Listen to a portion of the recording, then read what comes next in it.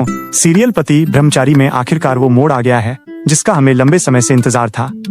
सूरज अब आईएएस बन चुका है, लेकिन 1 साल पहले मंडप में जो हुआ था उसकी सच्चाई आज भी सब कुछ बदल सकती है।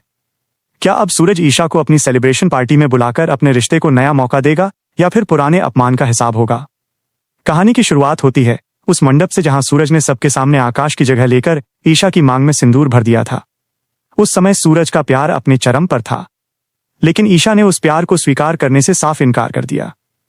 उसने सूरज को अपमानित करते हुए कहा कि पहले वो आईएएस बनकर दिखाए, तभी वो उसे अपनाएगी। ये शब्द सूरज के दिल में गहराई तक उतर गए और वहीं से उसकी जिंदगी का मकसद तय हो गया। सूरज उस दिन गुस्से और दर्द के साथ वहां से चला गया, लेकिन उसने हार नहीं मानी।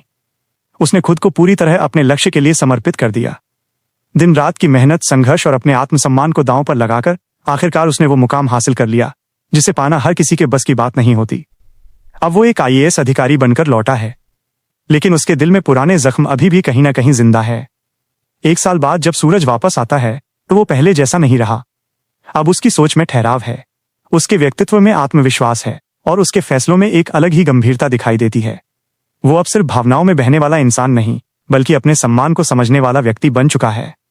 इसी बीच कहानी में सबसे बड़ा मोड़ आता है जब सूरज ईशा को अपनी सफलता की खुशी में होने वाली सेलिब्रेशन पार्टी में बुलाने का फैसला करता है। यह निमंत्रण केवल एक पार्टी के लिए नहीं है, बल्कि यह एक तरह से ईशा के लिए एक परीक्षा है। अब देखना यह है कि क्या ईशा इस निमंत्रण को स्वीकार करेगी या फिर अपने पुराने फैसले पर अड़ी रहेगी। ईशा के लिए यह पल बेहद महत्वपूर्ण है, क्योंकि उसने जो शर्त रखी थी सूरज ने उसे पूरा कर दिखाया है।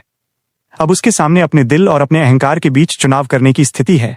क्या वो अपने पुराने फैसले पर पछताएगी और सूरज को स्वीकार करेगी या फिर एक बार फिर वही दूरी बनाए रखेगी? आने वाले एपिसोड में भावनाओं का टकराव और भी तेज होने वाला है।